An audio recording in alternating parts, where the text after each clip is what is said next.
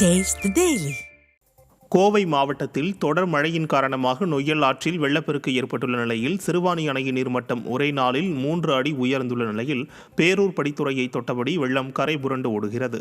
இதையடுத்து நொய்யல் ஆற்றில் பொதுமக்கள் யாரும் குளிக்கவோ ஆற்றில் இறங்கவோ வேண்டாம் என எச்சரிக்கை விடுக்கப்பட்டுள்ளது.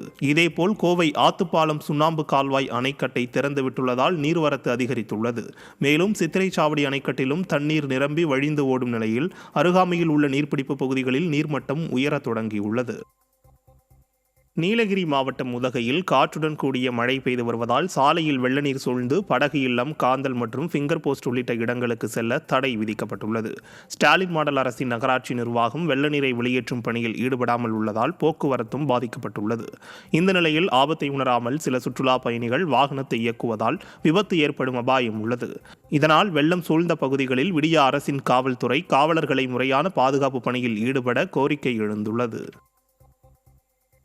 சேலத்தில் மின்சார டிரான்ஸ்பார்மர் வெடித்ததில் பெரிய தீப்பிழம்பு வீட்டில் விழுந்த சிசிடிவி காட்சி வெளியாகி அதிர்ச்சியை ஏற்படுத்தியுள்ளது. ஏடிசி நகரில் வசித்து வரும் சுதர்சனன் என்பவரின் வீட்டின் அருகே பெரிய டிரான்ஸ்பார்மர் ஒன்று நிறுவப்பட்டுள்ள நிலையில் திடீரென்று அந்த டிரான்ஸ்பார்மர் பயங்கர சத்தத்துடன் வெடித்து சிதறியது. அப்போது மிகப்பெரிய தீப்பிழம்பு வெளியேறி விழுந்ததில் சைக்கிள், செடிகள் எரிந்து சேதமானது. இது தொடர்பான சிசிடிவி காட்சிகள் வெளியாகியுள்ளது. விடியா ஸ்டாலின் ஆட்சியில் மழைக்காலங்களில் மின்சார டிரான்ஸ்பார்மர்களை முறையாக பராமரிக்காததால் உயிர் பயம் ஏற்படுத்தும் அசம்பாவிதங்கள் அடிக்கடி நிகழ்வதாக மக்கள் அச்சம் தெரிவித்தனர்.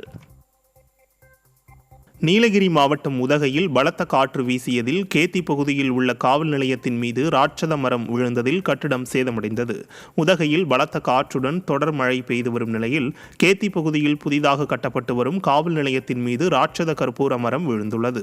இதில் காவல் நிலையத்தின் முன்பகுதி கட்டிடம் சேதமடைந்த நிலையில் மரத்தை அப்புறப்படுத்தும் பணிகள் நடைபெறுகிறது.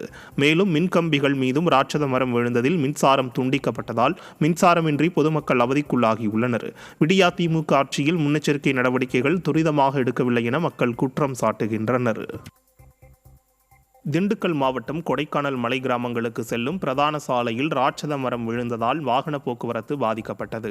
3வது நாளாக காற்றுடன் கூடிய மழை பெய்து வரும் நிலையில் மேல்மலை கிராமங்களுக்கு செல்லும் மலைச்சாலையில் ராட்சத மரம் முறிந்து விழுந்ததால் சுமார் 1 மணி நேரத்திற்கும் மேலாக போக்குவரத்து பாதிக்கப்பட்டது. மரத்தை அகற்றும் பணியில் தீயணைப்புத் துறையினர் மற்றும் பொதுமக்கள் இணைந்து ஈடுபட்டு வருகின்றனர். விடியா திமுக ஆட்சியில் மழைக்காலங்களில் முன்னெச்சரிக்கை நடவடிக்கை எடுக்காததால் மக்கள் பாதிக்கப்படுவதாக விமர்சனம் எழுந்துள்ளது. கிருஷ்ணகிரி மாவட்டம் ஊத்தங்கரையை அடுத்த சிங்காரப்பேட்டையில் ஊராட்சி நிர்வாகம் குப்பைகளை கொட்டுவது கடும் சர்ச்சையை ஏற்படுத்தியுள்ளது. தனியார் பள்ளியின் பிரதான நுழைவாயில் அருகே குப்பைகள் மலை போல் குவிந்துள்ளதால் அந்த பகுதி வழியாக செல்லும் பொதுமக்கள் மட்டுமின்றி மாணவர்களின் சுகாதாரமும் கேள்விக்குறியாகியுள்ளது. இதுகுறித்து தனியார் பள்ளி நிர்வாகம் கண்டுகொள்ளாமல் இருக்கும் நிலையில் ஸ்டாலின் மாடல் அரசின் மாவட்ட நிர்வாகம் உரிய நடவடிக்கை எடுக்க வேண்டும் என பொதுமக்கள் கோரிக்கை வைத்தனர். தஞ்சாவூரில் பருவம் தவறி பெய்த மழையால் பாதிக்கப்பட்ட பயிர்களுக்கு பயிர் காப்பீடு மற்றும் இழப்பீடு வழங்க கோரி ஆட்சியரிடம் விவசாயிகள் மனு அளித்தனர். கடந்த ஆண்டு பருவம் தவறி பெய்த மழையால் மாவட்டத்தில் ஆயிரக்கணக்கான ஏக்கரில் பயிரிடப்பட்டிருந்த நெற்பயிர்கள் நீரில் மூழ்கியது. அறுவடை நேரத்தில் மழை பெய்ததால் கடும் பாதிப்பு எதிர்கொண்ட விவசாயிகள் பயிர் காப்பீடு மற்றும் இழப்பீடு வழங்க வேண்டும் என கோரிக்கை விடுத்தனர். குறுவை சாகுபடி பணி தொடங்கும் நேரத்தில் குழந்தைகளுக்கு கல்வி கட்டணமும் செலுத்த வேண்டிய நெருக்கடி ஏற்பட்டுள்ளதால் இழப்பீடு மற்றும் காப்பீடு தொகையை விரைந்து வழங்க கோரி ஒரத்தநாடு வட்ட விவசாயிகள் ஆட்சியரிடம் வலியுறுத்தினர்.